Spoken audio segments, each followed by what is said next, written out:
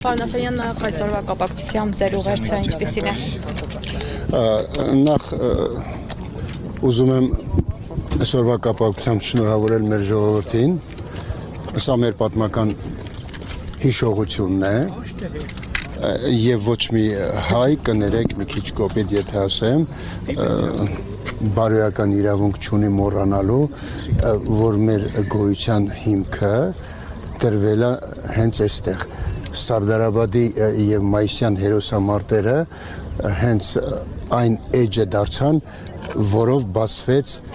մեր պետականության ճանապարհը։ Ես անձամբ մեր ժողովրդին ուզում եմ մի բան ասել։ Սիրելի ժողովուրդ, երբեք մի մոռացեք անցյալը։ Նա ով անցյալ չունի, նա չունի նաեւ ապագա։ Հնարավոր չէ դատարկ տեղը երկիր կառուցել։ Անցյալը կներեք, անցյալը շենքի դեպքում հիմքն է։ Պետք է հիմքը ունենաս, որ դրա վրա կարողանաս կառուցել։ Երբեք չմոռանանք մեր անցյալը։ Տեսեք, ես չասեցի ապրենք անցյալով։ Մի բան է ապրել անցյալով, մի բան է չմոռանալ անցյալը։ Մի հարց է, պարոն Ասլանյան, անցյալի մասին եք խոսում եւ ես հիշեցի անցյալ տարի այսօրը, երբ որ դուք քաղաքացիական պայմանագրի Անցյալ տարի այսօրը չէ, 2 տարի առաջ արդեն մեզ հեռացրել է։ Եվ կաթողիկոսն այստեղ չէր կարողանում բարձրանալ, բայց հիմա դուք եկել անցյալից եք խոսում։ Ինչ ասելիք ունեք, հա, նախորդ եւ այս ընթացքում Հայաստանի արժեքների կներեք, ես ասել եմ ու էլի կասեմ։ Այն որ արդեն շուտով 2 տարի կլինի, որ մեզ վռնդել են այնտեղից, 1 տարի չէ, որտեղ 24 թվականի նոյեմբերից մենք այնտեղ չենք։ Եթե նայեք, այդ մեկ։ Երկրորդ,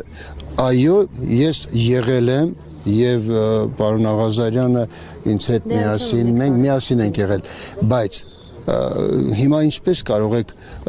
գնահատել այն, որ ասենք մենք կոնկրետ ներսում, որպես ներսում ընդդիմություն միշտ պայքարել ենք այն բաների դեմ, ինչ այսօր բացահայտ ենք պայքարում։ Ներսում, երբ որ ներսում ես, դու չես կարող այդ ամբողջությամբ, ասենք, դուրս գալ դրա դեմ։ Բայց մենք ներսում, ես գոնե, երբ որ կանգնում եմ հայլու առաջ, ես ինքս ինձ հարց եմ տալիս, արդյոք ես եղել եմ այն ինչ որ այնտեղա ոչ, մենք պայքարել ենք մինչև այն րոպեն, մինչև այն սահմանը, որից հետո արդեն հնարավոր չի եղել իրենց հետ քայլել։ Եվ մենք հայտարարել ենք, քանի որ ԿՊ-ն հեղափոխական արժեքներից հեռացել է, մենք իրենց հետ այլևս ճանապարհ չունենք։ Այսօր մեծ զորահանդես են կազմակերպել հրապարակում բանակի տեխնիկան են ցուցադրում ընտրություններից առաջ ինչու որոշեցին նմանատիպ միջոցառում կազմակերպել, քանի որ վերջին 10 տարվա ընթացքում, եթե չեմ սխալվում, չի եղել նմանատիպ։ Չեք սխալվում, օրինակ ես բոլորովին դրական չեմ համարում առաջին, որ այստեղ այսօր զորահանդես է, զորահանդեսից առաջ նախ եւ առաջ երկրի ղեկավարությունը պետք է լիներ այստեղ, որովհետեւ սա մեր անկախության օրն է եւ անկախության օրը շատ ավելի կարեւոր է, քան ինչ որ զորահանդես, առավել եւս ես ճիշտ է ռազմական մասնագետ չեմ, բայց քիչ թե շատ առնչվում եմ ռազմական տեխնիկայի։ Ինչ էր ցուցադրվում, ես ճանապարհին գալիս էի եւ նայում էի, ուղղակի գիտեք ինչ կա, դա մի նոր շոու է ժողովրդի աչքին ցույց տալու, որ տեսեք մենք ինչ զենքեր ունենք։ Այդ զենքերով այս պայմաններում դու Ադրբեջանի դեմ չես կարող, որովհետև եթե դրա կողքին ցույց տային, թե Ադրբեջանը ինչ զենքեր է առել եւ քանի ինչ պայմաններում ինքը քեզ ուղղակի կուլ կտա, երբ որ այս պայմաններում Ադրբեջանը այս տարվա կտրվածքով շուրջ 30%-ով ավելացրել է իր ռազմական բյուջեն, հասցնելով կարծեմ 2.5 միլիարդի, իսկ մերոնք այսպես ռազմական բյուջեն 15%-ով կրճատում են։ Երբ որ Ես վերջերս հարցազրույցի ժամանակ այդպես մի բան ասացի, օրինակ ես կընդունեի Փաշինյանին, եթե հենց այսօր ինքը դուրս գար եւ ժողովուրդն էլ կընդուներ։ Երբ որ դուրս գար ասեր ժողովուրդ ջան, ես ոչ թոշակներն եմ բարձրացնելու, ոչ աշխատավարձերը, ոչ ասֆալտ եմ արելու, ոչ ման չեմ անելու։ Ես ռազմարտունաբերությունն եմ հզորացնելու, որպեսզի 1-2 տարի հետո մենք կարողանանք իսկապես մեր հարևան մեծ չկամներին ինչպես պետք է տեղը դնենք։ Պարոն Ասլանյան, բայց ասում են խաղաղությունն է, իրենք այդպես չեն դիտարկում, որ կարող է ինչ-որ բախ գալ, որ ռազմական գործողություններ սկսվեն եւ տեղը դնելու կարիք լինի։ Շատ կներեք, նախ խաղաղություն չէ, նախ հրադադար է։ Երբ պետք է մեր ժողովուրդը հրադադարը խաղաղությունից տարբերի։ Շատ կներեք, ես այս օրինակը նորից եմ բերել։ 1337 թվականից մինչև 1453 թվականը 37-ին 116 տարի Անգլիայի եւ Ֆրանսիայի միջև եղել է պատերազմ։ Եվ այնտեղ միջանկյալ եղել է ժամանակահատված, երբ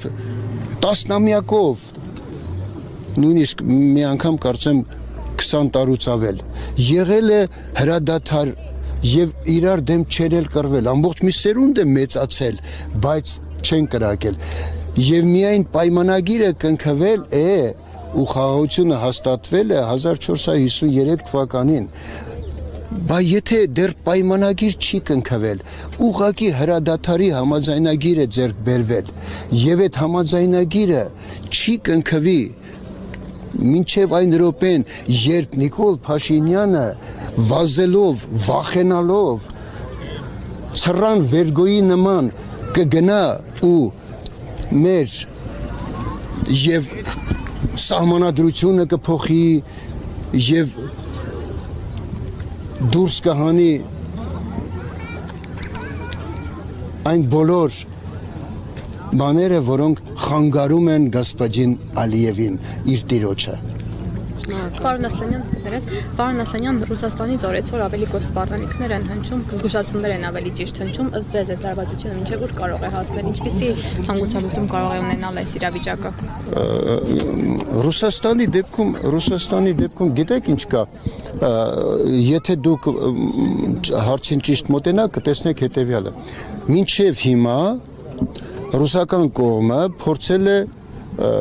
Փաշինյանին ասել, որ 2 լարի վրա մի խաղա։ Բայց տեսնելով, որ արդեն ոչինչ չի ստացվում, այս վերջի անգամ եւ դրանից հետո ժամանակահատվածում ռուսական ղեկավարությունը կոնկրետ դիմում է հայ ժողովրդին։ Եթե նկատել եք, նա հայ ժողովրդին է ասում, ժողովուրդ, տեսեք ինչ կարող է լինել։ Ես չգիտեմ ինչոց է այդ հարցով, բայց չի կարելի 2 լարի վրա խաղալ, որովհետև 2 լարի վրա խաղալու դեպքում դու ուղղակի կճողվես ու կընկնես։